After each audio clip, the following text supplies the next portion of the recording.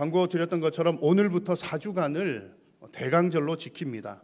대강절이라고 하는 말은 예수님의 강림을 기다린다는 뜻입니다. 강림은 무슨 말인지 아시죠? 강림은 높은 곳에서 낮은 곳으로 내려오는 것을 강림이라고 합니다. 예수님께서는 몇 번 강림하셨습니까? 지금까지는 한 번 강림하셨지만 한 번 더 강림하실 예정입니다. 그래서 약 2000년 전에 십자가 지시기 위해서 이 땅에 강림하신 사건을 우리는 초림, 예수님의 초림, 첫 번째 오셨다라고 해서 초림이라고 부르고, 이제 언제인지 모르지만 장차 예수님께서 심판하시고 이 세상 하나님의 나라를 구원을 완성하시기 위해서 다시 강림하실 것을 두고 재림이라고 부릅니다. 그래서 강림절은 예수님께서 초림하신 것도 기뻐하고 또 그때 기대했던 마음들을 다시 한번 갖는 기간이기도 하지만, 예수님께서 다시 오실 것, 예수님의 재림을 기대하고 기다리는 기간이기도 합니다. 그래서 오늘은 특별히 재림에 대한 말씀을 함께 나누려고 합니다. 재림 그러면 여러분 어떤 느낌이 먼저 드십니까? 재림이라고 하는 말은 왠지 이단들이 주로 사용하는 말 같은 느낌이 들기도 합니다. 하지만 이 재림이라는 말이 우리 신앙생활에서도 너무나 중요한 단어입니다. 우리가 믿는 것은 이 세상을 창조하신 창조주 하나님, 성부 하나님도 믿고, 또 우리를 위해 십자가 지신 성자이신 하나님 예수님도 믿고, 지금 우리와 함께하고 계시는 성령 하나님도 믿습니다. 아멘이십니까? 자, 그런데 우리가 자칫 잘못하면 잊어버리기 쉬운 믿음이 바로 다시 오실 예수님에 대한 믿음, 예수님의 재림을 믿는 것을 자칫 잘못하면 잊어버리기가 쉽습니다. 왜냐하면 이미 지나간 일과 또 현재 일어나는 일들에 대해서는 우리 눈으로 보고 경험을 하고 있기 때문에 믿기가 쉽지만, 예수님께서 다시 오실 것이다, 재림하신다라고 하는 사실은 언제 일어날지도 모르고 또 먼 미래의 일이기 때문에 전혀 감이 잡히지를 않습니다. 감이 안 잡히니까 종종 이렇게 놓쳐버리고 지나가는 경우들이 있는 것이죠. 그러나 여러분, 성경의 예언대로 예수님께서 이 땅에 오셨던 것처럼 성경의 예언대로 예수님께서 다시 오실 줄로 믿습니다. 참 놀라운 사실은요, 예수님께서 이 땅에 십자가지로 오실 것이라고 하는 예수님의 초림에 대한 성경 말씀보다 예수님께서 마지막 날 다시 오셔서 심판하실 것이라고 하는 예수님의 재림에 대한 말씀이 초림에 대한 말씀보다 약 8배나 더 많다고 합니다. 제가 직접 다 세어보지는 못했지만 성경학자들이 하는 이야기입니다. 성경은 초림에 대한 내용보다 재림에 대한 내용이 약 8배가 더 많이 기록이 되어 있다는 거죠. 그 얘기는 재림이 그만큼 중요하다는 얘기입니다. 그래서 성경에서 그렇게 중요하게 다루고 있는 예수님의 재림을 잘 준비하는 사람이 믿음의 사람이요 지혜로운 사람입니다. 제가 볼 때는 여러분들께서는, 우리 성도님들은 정말 믿음이 좋은 분들이세요. 아무도 아멘은 안 하시죠. 여러분 믿음이 좋으신다니까요. 네, 정말 제 눈엔 그렇게 보입니다. 왜냐하면 여러분 혹시 이제 아침에 일기예보를 볼 때 오늘 비 올 확률 99%입니다. 그러면 우산을 들고 나가십니까? 안 들고 나가십니까? 저는 우리 성도님들 중에 오늘 비 올 확률 90% 이상 되는데 깜빡 잊어버린 분 외에는 비 안 오겠지 뭐 그러고 안 들고 가는 분을 저는 한 번도 본 적이 없습니다. 일기예보를 믿는 믿음이 좋다는 얘기인 거죠. 또 제가 가만히 보니까 우리 성도님들 중에는 건강보험 안 드신 분이 없어요. 나라에서 꼭 들으라고 하니까 들기도 하지만 나라에 드는 거 외에도 또 이렇게 무슨 실비보험 그런 거 있잖아요. 대부분 다 들은 것 같아요. 언젠가 내가 꼭 병원 신세 질 일이 있다고 확실히 믿으시기 때문에 든 것 아니겠습니까? 그런 모습 보면 우리 성도님들 정말 믿음이 좋으십니다. 그런데 우리에게 정말 필요한 믿음, 정말 꼭 필요한 믿음, 잊지 말아야 될 믿음은 성경에서 이렇게 강조하고 또 강조하는 바 재림에 대한 준비를 하는 믿음인 줄로 믿습니다.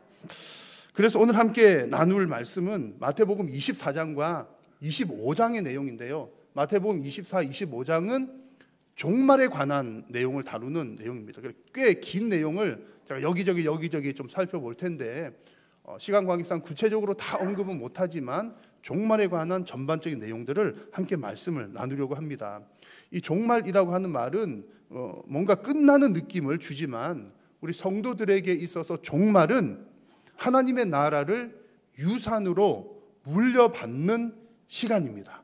그리고 그 종말은 예수님의 재림의 때에 이루어지기 때문에 예수님의 재림을 준비한다는 것은 내가 하나님께로부터 뭔가 물려받을, 상속받을 그 준비를 하는 시간이라는 거죠. 그래서 이번 대강절은 여러분 예수님께서 이미 오신 예수님에 대한 감사와 기쁨도 넘치셔야 하겠지만 다시 오실 예수님을 간절히 바라는 그런 시간들이 될 수 있기를 바랍니다. 그래서 오늘 주시는 말씀이 여러분들이 대강절을 어떻게 보내야 될지에 대한 또 중요한 하나님의 말씀이 되기를 바랍니다. 예수님 재림을 잘 준비해야 된다는 말씀을 드렸는데요. 그렇다면 여러분 예수님 재림을 준비를 잘 하려고 할 때 가장 중요한 것이 무엇이겠습니까?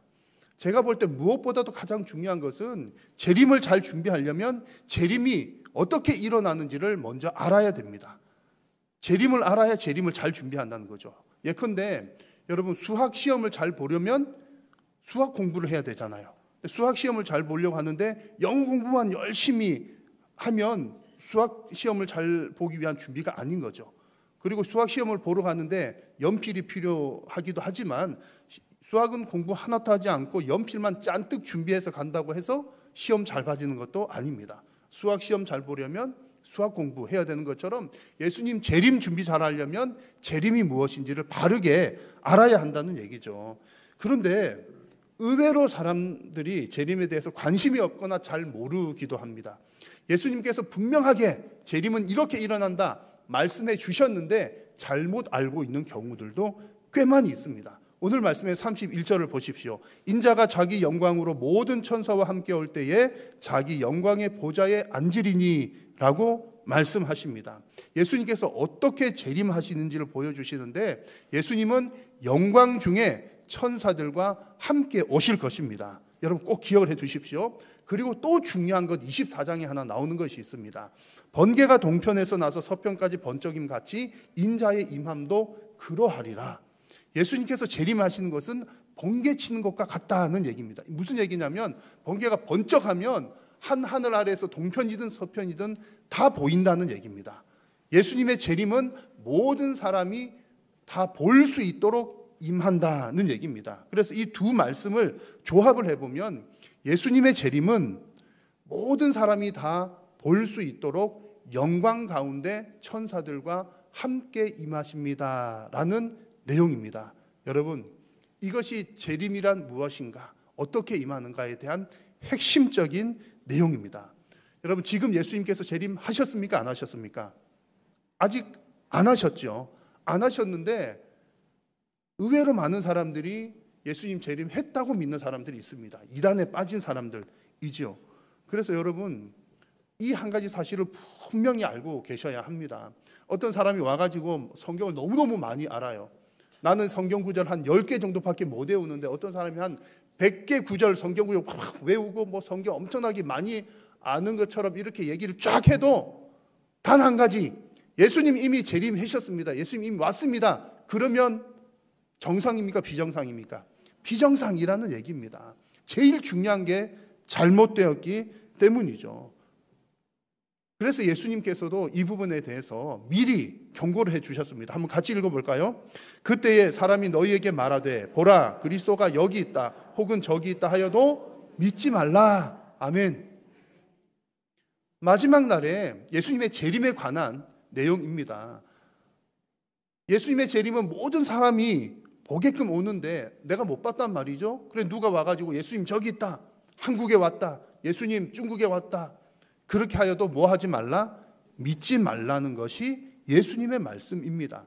아무리 그럴듯한 내용으로 주장을 하더라도 예수님 말씀보다 더 정확할 수 없는 것이지요. 심지어 때로는 어떤 사람은 큰 표적과 기사를 보이면서 사람들을 미혹하겠지만 결코 그러다 하더라도 예수님께서 이미 왔다라고 재림을 주장하는 사람들 믿지 말라는 말씀입니다. 표적보다 더 중요한 것은 예수님의 말씀, 하나님의 말씀이기 때문입니다. 여러분들에게 질문을 한 가지 드려보겠습니다. 자, 다음 중에 이단의 미혹에 더 잘 넘어가는 사람은 누구일까요? 어떤 사람이 이단에 더 잘 빠질까요? 1번 예수님의 재림을 간절히 기다리는 사람들, 2번 예수님의 재림에 별 관심이 없는 사람들. 1번일까요? 2번일까요? 의외로 1번입니다. 1번. 몇 년 전에 우리 신천지 한참 막 빵빵 터졌을 때, 교회 막 들어와가지고 큰 문제들이 있었을 때, 우리 교회 이단 전문가가 와서 이렇게 설교를 하고 말씀을, 이단에 대한 강의를 특강을 해줬던 적이 있습니다. 그때 말씀 전해주신 분이 좀 반쯤 우스갯소리로 이런 얘기했던 기억이 납니다. 이단들이 들어와서, 특히 그때 신천지 들어와가지고 이제 성도님들이 이렇게 꼬드기는데, 이렇게 미혹을 하는데 어떤 사람들에게 접근을 할까요? 라고 했을 때 접근하는 사람이 있고 접근 안 하는 사람이 있답니다. 어떤 사람에게 접근하냐면 성경 공부에 관심이 많은 사람들, 또 헌신적인 사람들, 교회 일 열심히 하는 사람들, 이런 사람들에게는 접근을 하는데 성경 공부에 별 관심이 없거나 그냥 그런 분들은 이단들도 별로 접근을 잘 안 한다는 그런 얘기였습니다. 무슨 얘기냐면 정말 하나님 성경 공부의 말씀에 갈급한 사람들에게 이단이 많이 찾아가더라는 겁니다. 그래서 실제로 이단에 넘어가는 사람들도 보면 초신자 그런 사람들도 있지만 왠지 안 넘어갈 것 같은 사람 있잖아요. 성경 너무 많이 알고 맨날 성경 공부하고 또 성경 공부하기를 열심히 있는 사람들, 그런 분들이 의외로 안 그럴 것 같은데 의외로 많이 넘어가더라는 겁니다. 왜 여러분 그런 사람들이 미혹이 더 잘 될까요? 제가 곰곰이 생각해 보니까 이런 이유가 있었습니다. 배가 고프기 때문에, 갈급하다는 거죠. 배가 고프기 때문에, 갈급하기 때문에, 말씀에 대한 영적 배고픔이 있는데 사탄 마귀가 이단을 통해서 그것을 잘 이용을 해 먹는다는 거죠. 갈급하니까 우리에게 미끼를 던지는 겁니다. 근데 성도님들이 배가 대단히 고픈 상태에서 하나님 말씀 막 갈급한데, 아니 저거 영적인 밥인가 보다, 먹을 양식인가 보다 하고 덥석 물었는데 알고 봤더니 미끼였더라. 비슷하게 생겼으니까요. 미끼였더라는 경우들이 많이 있는 겁니다. 그래서 성도님들은 적어도 이게 먹어도 되는 건지, 양식인지 아니면 먹으면 탈나는, 내가 낚이는 미끼인지를 구분할 수 있어야 됩니다. 이게 구분하는 것도 피곤한 일이고 배워야 되고 또 알아야 되는 일이기도 하지만, 내가 내 영혼이 낚이지 않기 위해서는 여러분 반드시 기본은 아셔야 된다는 거죠. 그러면 여러분 어떻게 구분을 할 수 있습니까? 정확한 양식이 무엇인지를 알면 미끼를 구분해낼 수가 있는 겁니다. 정확한 양식, 예수님의 재림에 대한 정확한 양식이 무엇입니까? 정확한 말씀 무엇이죠? 아까 말씀드린 것처럼 예수님의 재림은 모든 사람들이 다 볼 수 있도록 천사들과 함께 영광스럽게 오신다는 것이 예수님의 말씀입니다. 그 어떤 사람의 주장, 온갖 이유, 표적, 기사 다 능력 보여주면서 예수님 오셨다 그래도 거짓된 말씀이라는 겁니다.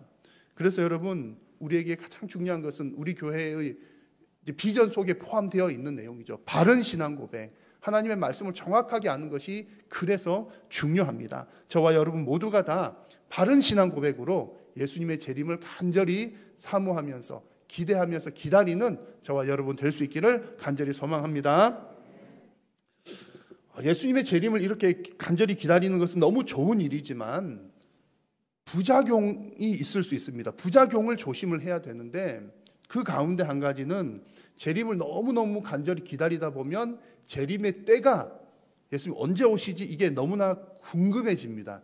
이게 좀 부작용이에요. 아마 여러분 중에서도 그런 분들 아마 있으실 것 같습니다. 저도 처음 성경 배우고 읽고 배우고 할 때 종말에 대한 것, 예수님 재림에 대한 것 쭉 하다 보니까 예수님 정말 언제쯤 오실까 너무너무 궁금한 거예요. 이건 비밀인데 어디 가서 말씀하시면 안 됩니다. 옛날 얘기니까요.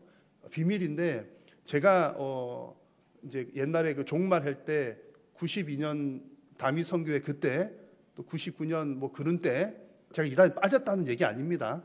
빠진 얘기하고 그런 거 재밌게 들었습니다. 이게 잘못된 그건 줄 알면서도 혹시나 이때가 아닐까.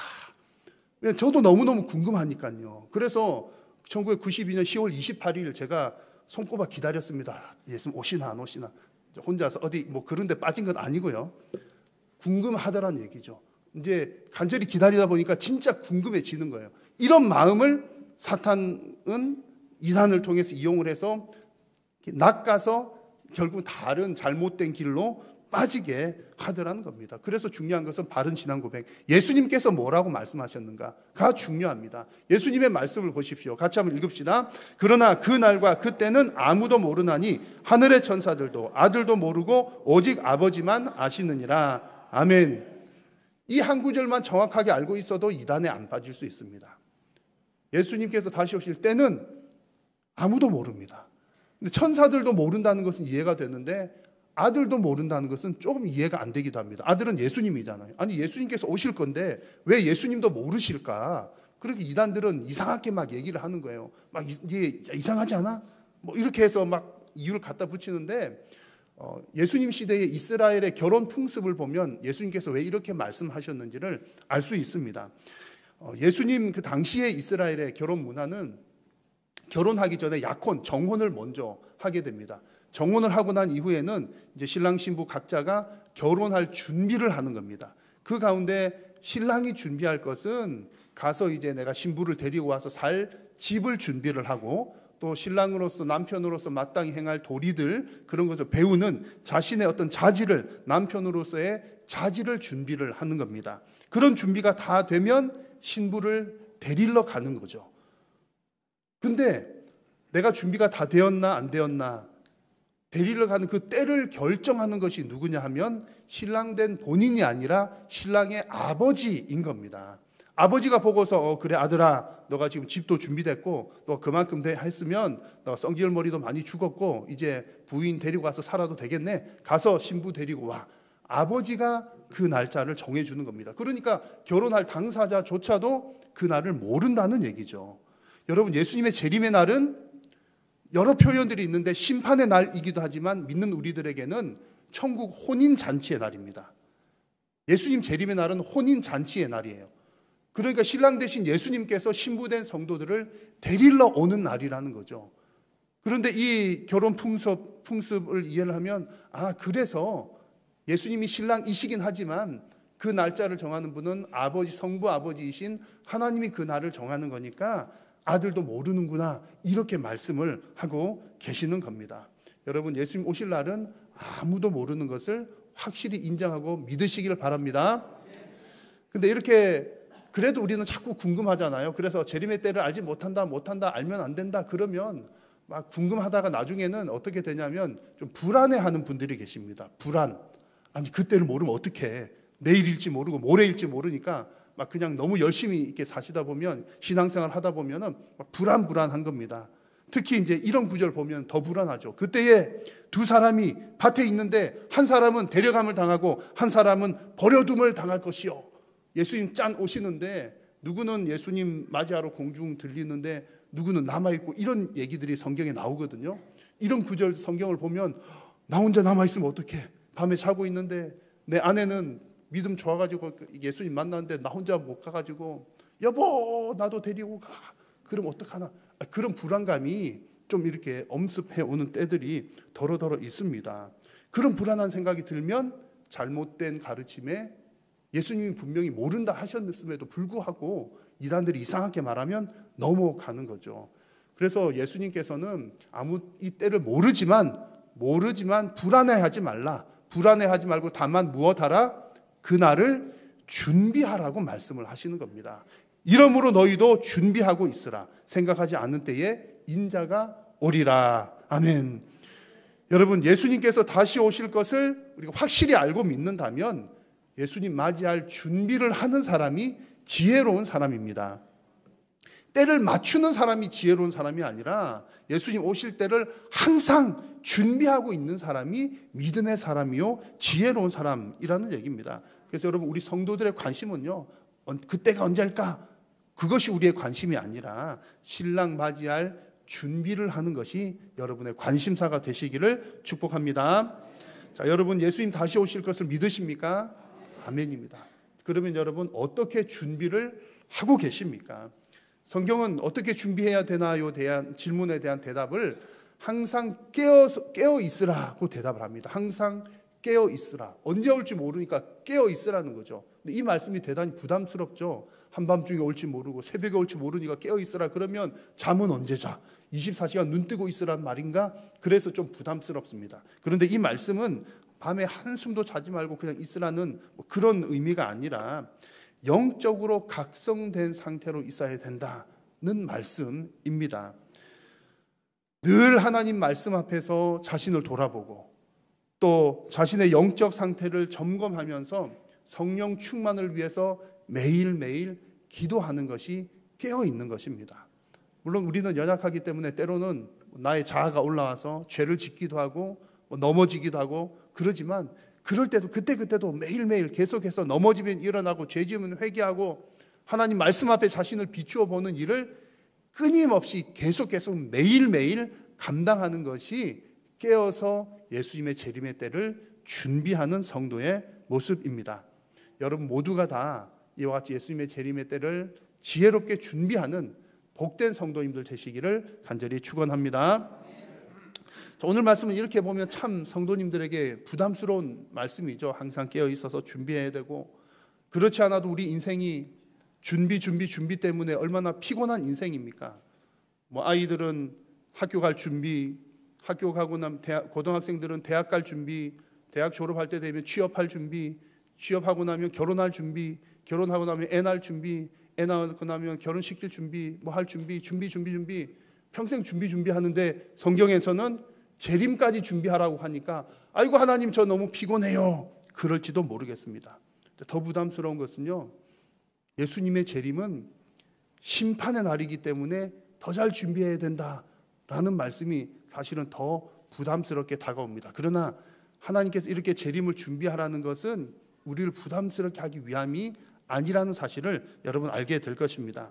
자, 오늘 성경에서 말씀하시는 바 예수님의 재림 때 있을 일은 심판이라고 일단 말씀을 하십니다. 모든 민족을 그 앞에 모으고 각각 구분하기를 목자가 양과 염소를 구분하는 것 같이 하여서 그들에게는 영벌을 의인들에게는 영생을 허락하여 주실 것이다. 이것이 예수님의 재림 때에 있을 일입니다. 여러분 이 말씀만 보면 대단히 무서운 말씀이지만 성도된 우리들은 예수님 재림의 날이 무슨 날이라고요? 천국 혼인잔치의 날입니다. 우리들에게 주어질 것은 영생이라는 거죠. 하나님께서 심판을 반드시 심판하신다고 할 때 심판을 주시는 것도 벌을 주기 위한 목적이 아니라 생명을 주시기 위한 목적인데 그 언젠가 기회를 주시고 또 주시다가 결국 마지막에 가서는 하나님은 거룩한 분이어서 죄를 그대로 놔두실 수 없기 때문에 결국 기회를 주시다가 마지막 순간에는 심판하실 수밖에 없는 겁니다. 하나님의 목적은 벌을 주는 것이 목적이 아니라 모든 사람이 생명을 얻도록 계속해서 기회를 주고 시간을 주고 계신 그런 하나님이십니다. 그래서 성경을 보면 하나님은 사람들에게 영생을 주기를 너무 원하시기 때문에 하나님께서 친히 사람의 모양으로 이 땅에 오셨고 십자가를 지셨으며 죽으시고 부활하셨습니다. 그 예수 그리스도의 그 십자가를 믿는 자마다 무엇을 얻는다고요? 영생을 얻는다고 하셨죠. 하나님 우리에게 영생 주기를 원하시는 분인 것입니다. 여러분 여기서 중요한 것은 영생을 얻기 위해서 우리가 어떤 노력이 필요한가요? 우리의 어떤 노력이 필요한 것이 아니라 오직 무엇 하면 됩니까? 믿음이 필요하다라는 사실입니다. 그래서 재림을 준비한다라고 하는 것은 우리가 뭔가 일을 더 많이 하는 그런 것을 보여주는 것이 아니라 믿는 것, 이 믿음은 곧 하나님과의 관계를 회복시키는 것을 말씀을 하고 있습니다. 다만 우리에게 좀 부담되는 것은 믿는다라고 하는 것이 그냥 입으로만 믿는 것이 아니라 순종을 수반하는 그런 믿음입니다. 그래서 요한복음 3장 36절에서 아들을 믿는 자에게는 영생이 있고 아들에게 순종하지 아니하는 자에게는 하나님의 진노가 있다는 말씀이 나옵니다. 순종하는 것이 진짜 믿는다는 거죠. 이 순종 역시 마찬가지로 우리가 뭔가 일을 한다는 그런 차원이 아니라 하나님의 말씀에 순종한다는 것은 하나님이 백성이 된다는 것, 하나님의 뜻을 따른다는 것, 하나님을 왕으로 인정한다는 것, 예수님을 내 왕으로 인정한다는 것. 그래서 그런 관계가 회복되는 것의 징표가 순종인 일하는 겁니다. 결국 순종도 여러분 일이 아니라 관계의 문제인 겁니다. 그래서 순종하지 않는 자에게 진노가 임한다라고 하는 말은 너 내 말 안 들었어?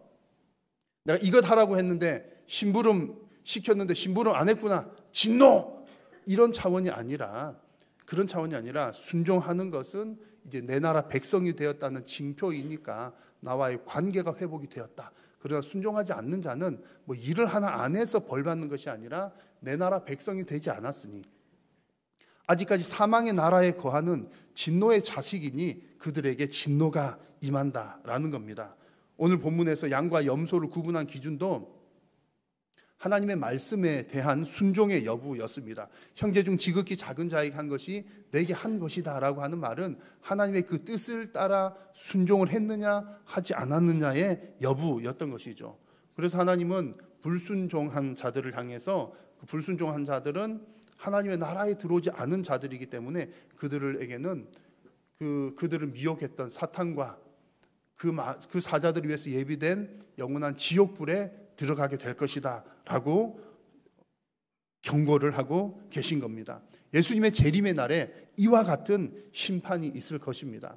그러나 여러분, 우리 성도들에게는 이 날이 심판의 날이 아니라 혼인잔치, 천국 잔치의 날입니다. 하지만 우리 성도들도 우리들도 이 날을 목도하게 될 것이기 때문에 이 마지막 날은 하나님 앞에서 우리가 받은 달란트를 결산하는 날이 될 것이고 또 하나님 앞에서 순종에 대한 평가들은 있을 것입니다. 우리는 막 지옥불, 영원한 불에 들어가지는 않지만 하나님께서 맡겨주신 달란트 잘 활용했는가, 하나님의 뜻에 순종했는가, 하나님의 일에 동참했는가에 대한 평가들은 있을 것입니다. 그래서 하나님의 말씀에 순종하기를 힘쓰심으로 예수님의 재림을 지혜롭게 준비하는 저와 여러분들 되시기를 간절히 소망합니다.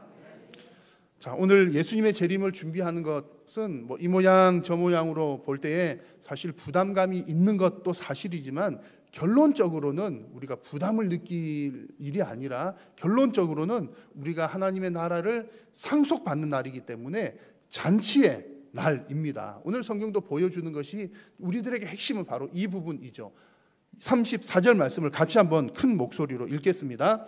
그때에 임금이 그 오른편에 있는 자들에게 이르시되 내 아버지께 복받을 자들이여 나와 창세로부터 너희를 위하여 예비된 나라를 상속받으라. 아멘. 이것이 하나님의 뜻입니다. 하나님께서 우리에게 주시고자 하는 것은 예수님의 재림의 때에 하나님께서 창세로부터 예비한 하나님의 나라를 상속받으라. 그것이 하나님의 뜻입니다. 아담의 불순종으로 인해서 이 땅에 죄가 들어오고 사망이 들어왔지만 하나님은 그때로부터 우리에게 구원을 베푸시기 위해서 계획하시고 진행하셨으며 그 하나님의 구원의 계획은 예수님의 재림의 때에 완성이 될 것입니다. 그래서 2000년 전 예수님이 이 땅에 오시기 전에는 십자가 지셔서 우리의 죄를 용서해 주실 그 예수님을 기다렸다면 지금 우리는 하나님의 나라가 완성되어서 우리에게 하나님의 나라를 상속시켜 주실, 하나님의 그 나라를 유업으로 상속받을 그 날을 기다리고 있는 것입니다. 그래서 이번 대강절 기간이 정말 예수님의 그 재림을 그리고 그 날에 하나님으로부터 하나님 나라를 상속받을 것을 간절히 기대하고 기다리는 기간이 되시기를 바랍니다. 이 땅에서도 여러분 생일이 오거나 무슨 기념일이 올 때 내가 선물 받을 거 생각하면 얼마나 기쁘고 좋습니까? 얼마나 기다려집니까? 예수님의 재림의 날에 하나님의 나라를 상속받는다는 것은 더 이상 죄가 없고 더 이상 아픈 것도 없고 더 이상 슬픈 것도 없고 더 이상 여러 가지 관계 어려움도 없는 그 하나님의 나라를 상속받는다는 것은 너무나 큰 기쁨이요 복인 줄로 믿습니다.